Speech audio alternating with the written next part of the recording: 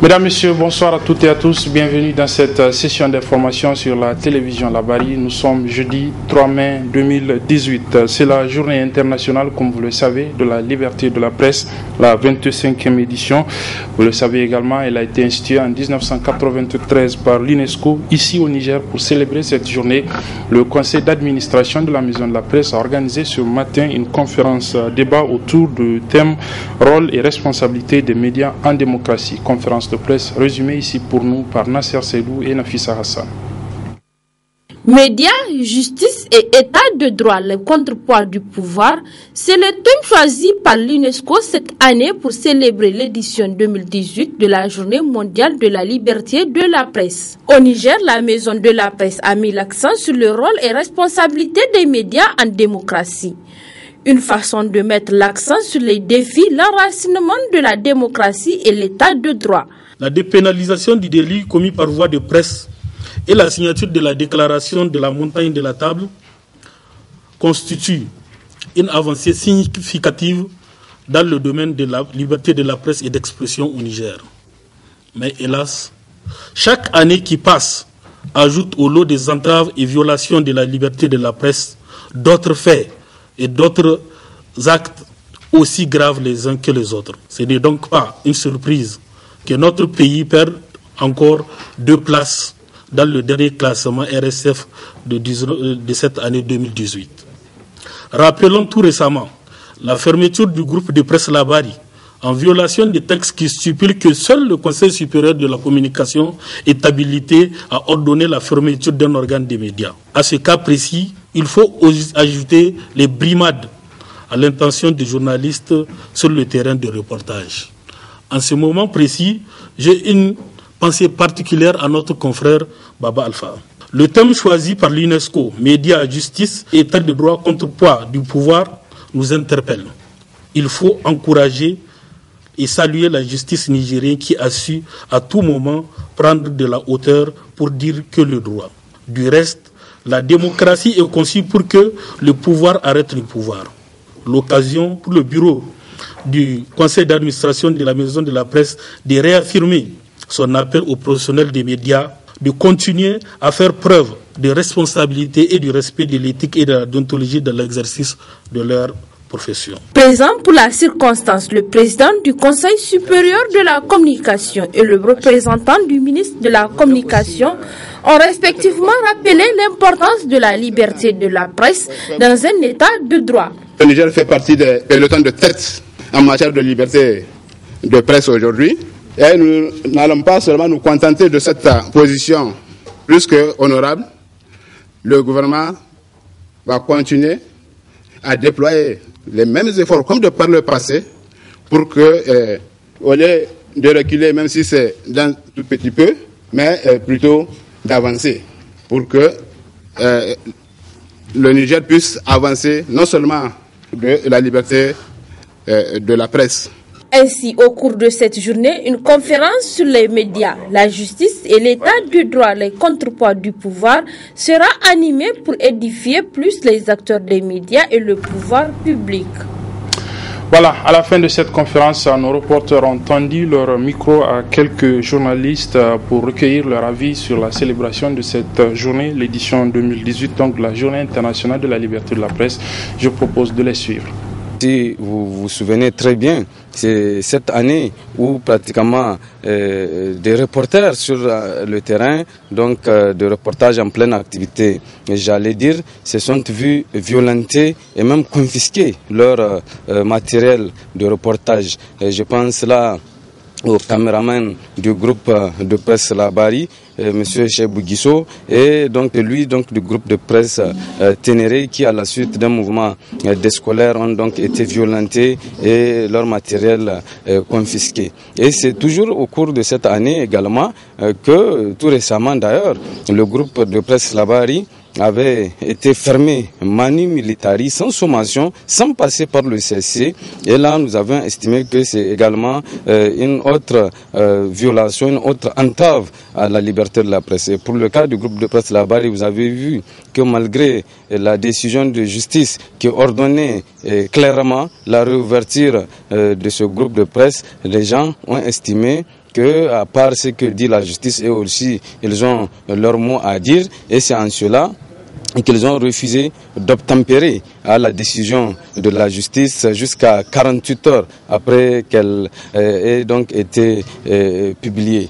Et donc tout cela, certainement, a dû être pris en compte par Reporters sans frontières pour procéder au classement du Niger dans ce rapport. Cette journée est d'une importance capitale parce que c'est la preuve que la communauté internationale donne à la face du monde que la liberté d'expression et la liberté de presse est un droit garanti en fait par la Déclaration universelle des droits de l'homme, parce que c'est un droit qui est prévu dans l'article 19 de cette déclaration signée le 10 décembre 1948. Donc c'est la question de la dignité humaine. Le fait que l'être humain a une dignité sacrée, il a son point de vue à donner, il a sa vision des choses, et en fait dans la gouvernance, la vision de chacun compte, et c'est la synergie de ces visions-là qui donne la construction de l'œuvre publique, c'est-à-dire la gouvernance. Et nous, c'est un sentiment de joie qui nous anime en tant que journalistes, parce que c'est la preuve que cette journée, vous avez vu les représentants de l'exécutif viennent pour dire oui, on est pour la liberté de la presse, mais nous, ce qu'on veut sur le terrain, c'est un peu plus de respect de cette dignité. Il ne faudrait pas que ça soit seulement dans la bouche, on acclame, on célèbre, et puis les journalistes sont parfois brimés, vous le savez, on les prend à partie quand ils font de tout ce qu'ils peuvent pour couvrir des événements d'intérêt national. Voilà, c'était donc quelques journalistes qui se prononçaient sur la célébration aujourd'hui 3 mai de la Journée internationale de la liberté de la presse. Dans le cadre toujours de la célébration de cette journée, le réseau nigérien des journalistes pour l'éducation et le développement, le RENJED, le président notamment de ce réseau, a animé, lui, pour célébrer cette journée, un point de presse résumé ici pour nous par Nafissa Zakou. Médias, justice, état de droit, le contre-voix du pouvoir sur le thème de la Journée mondiale de la liberté de la presse, célébrée le 3 mai de chaque année. Occasion pour Ousmane Dambaji, président du réseau des journalistes pour l'eau, l'hygiène et l'assainissement REGA et le réseau nigérien des journalistes pour l'éducation et le développement RENJED, de souligner l'importance de la liberté de la presse. La liberté de la presse, les médias doivent être indépendants. Les médias doivent avoir cette liberté de presse pour pouvoir exercer leur métier. Mais cette liberté de la presse aussi doit permettre aux médias de révolutionner le développement. Parce que les médias n'ont pas la même mission en Afrique, n'ont pas la même mission en Europe et en Occident. Évidemment, aujourd'hui, vous n'avez pas besoin en France de créer une structure pour dire aux femmes françaises d'aller se faire consulter dans les formations sanitaires. Évidemment, vous n'avez pas besoin de faire des émissions pour dire aux femmes françaises ou aux parents français d'inscrire leurs enfants à l'école, évidemment, ou de balayer devant chez soi. Mais par contre, au Niger particulièrement, on a besoin d'éduquer, de sensibiliser, de former et surtout d'accompagner les politiques publiques de développement. L'implication des médias est aussi nécessaire afin d'atteindre les objectifs du développement durable ODD. 3 années qui sont succédées, de 2016 à aujourd'hui, on peut donner une appréciation par rapport à l'implication des médias dans la mise en œuvre des projets et programmes de développement post-2015 ODD. Aujourd'hui, Dieu merci, les États ont pris l'initiative d'impliquer les médias dans tout ce qu'ils font en termes de projets et programmes. Le système des Nations Unies accompagne les structures des médias, mais aujourd'hui, bref, les médias sont en train de mettre même des projets de développement pour accompagner les politiques de développement. C'est pour vous dire que la liberté de la presse, effectivement, doit servir à révolutionner le développement durable. Aujourd'hui, il est important que chaque acteur de médias, chaque acteur, chaque journaliste doit maîtriser quels sont les différents agendas internationaux. On a quitté OMD, on est venu aux ODD. On a l'agenda 2063 de développement, l'Afrique que nous voulons. Nous avons l'agenda d'émergence africaine. Qu'est-ce que nous voulons pour une Afrique émergente? Tous ces agendas, naturellement, doivent être internalisés par le média et sensibiliser les communautés pour voir, chacun à ce qui les concerne, quel sera son apport personnel dans la réalisation de chaque objectif. C'est par une photo de famille qu'a pris fin ce point de presse du REGA et du RENJED. Vivement donc la prochaine journée. Et puis nous venons de l'apprendre, le président de la République, Issoufou Mahamadou, vient à l'instant de recevoir en audience les responsables de l'intersyndicale des travailleurs du Niger, ITN, regroupant 7 centrales syndicales de notre pays, cela au lendemain de la fête internationale du travail. Je propose d'écouter un des responsables de ce regroupement de centrales syndicales, M. Mamadou Sakho, secrétaire général de la CNT, à leur sortie d'audience. Nous avons eu à transmettre un mémo au président de la République retraçant toutes les préoccupations du mouvement syndical. Il a bien voulu nous recevoir, échanger avec nous, notamment sur les protocoles d'accord de 2012 jusqu'en 2016 qui sont en souffrance, alors que même des engagements ont été pris par le gouvernement. Ce concerne les incidences financières liées aux avancements, les classements, le paiement à terme échu des salaires, la suspension des contractuels, le paiement des pécules, des contractuels et le retard que nous annonçons souvent dans le paiement de salaire. Il s'est engagé, en tout cas, à instruire le gouvernement à respecter les engagements auxquels ils ont souscrit par rapport au protocole d'accord. Et ensuite, nous avons parlé d'autres préoccupations de travail, par les logements sociaux. Et il dit qu'il va aller dans ce sens. En ce qui concerne la situation sociale, il s'est engagé à s'investir personnellement pour qu'il y ait une quiétude sociale, afin que le pays puisse amorcer son développement. Nous avons également échangé sur les questions sécuritaires qui sont d'actualité dans notre pays, parce que tous les efforts du gouvernement sont pratiquement engloutis dans ce domaine. Donc la question universitaire, ils disent qu'ils feront en sorte qu'il n'y ait pas une année blanche au Niger. Le gouvernement va s'investir pour qu'il n'y ait pas une année blanche au Niger. Bref, je crois qu'il a décidé en ce moment de s'investir lui-même et par rapport à toutes les doléances de l'ITN. Nous avons rendu le 1er mai public notre cahier de doléances et tous les points contenus dans notre cahier de doléances, il fera en sorte que le gouvernement les examine très rapidement afin qu'on trouve des solutions à tous les maux qui assaillent le monde du travail. Nous avons évoqué la question de la loi des finances. C'est à cause de cette loi de finances qu'il y a eu tous les soubresauts au niveau de la société civile. Il y a eu les levées de boucliers. Nous avons évoqué la loi des finances en fond et en large, n'est-ce pas? Donc, après l'ITN a enregistré en tout cas toutes les réponses données par le président. Nous allons encore nous réunir parce que nous sommes pratiquement à chaud. Mais d'une manière générale, nous pouvons dire que nous sommes vraiment satisfaits de cette audience.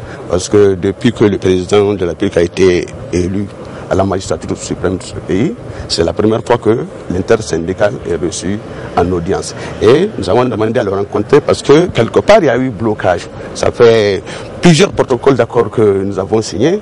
Et souvent, quand les protocoles ne sont pas respectés, les militants même ils se posent des questions, ils doutent de la sincérité. Mais maintenant qu'il a demandé qu'il donnera des instructions au gouvernement à ce que tous les points auxquels ils ont souscrit soient respectés et ce, dans les meilleurs délais, nous pensons que c'est un point de plus pour le mouvement syndical nigérien. Êtes-vous confiant? Nous sommes confiants parce que, en fait, c'est le premier responsable du pays qui vient prendre des engagements avec nous. Nous avons espéré qu'il n'y aura aucun problème. Parce qu'en fait, ce sont des directives qu'il va donner, des instructions qu'il va donner, n'est-ce pas, au gouvernement qui a le devoir de les respecter, de les exécuter, d'éviter des rondes de négociations. Nous avons négocié plus de 100 rencontres pour examiner le même cahier de doléances, n'est-ce pas? Et aujourd'hui, nous pensons qu'avec les engagements que le président vient de prendre, nous avons espéré que dans les prochains jours, tous les points seront satisfaits. Voilà, c'était donc Mamadou Sakho, le secrétaire général de la CNT, à leur sortie d'audience avec le chef de l'État qui a donc voulu rencontrer au lendemain de la fête du travail l'intersyndicale des travailleurs ITN. Pour refermer ce journal, je vous propose de suivre un reportage sur le phénomène de la consommation de la chicha, un phénomène qui prend de plus en plus de l'ampleur, notamment avec l'implication ces derniers temps dans cette consommation de très jeunes filles et des enfants notamment. C'est un reportage signé Sadou Doumi et Abdelrazak Hamidou. Ayant fait son entrée depuis quelques années sur le territoire nigérien, la chicha a désormais pris des proportions beaucoup plus grandes. Nul n'est épargné, hommes, femmes, enfants, grands et petits, et même de très petits, comme en atteste cette vidéo de cette petite fille d'à peine 4 ans fumant la chicha et qui circule sur les réseaux sociaux.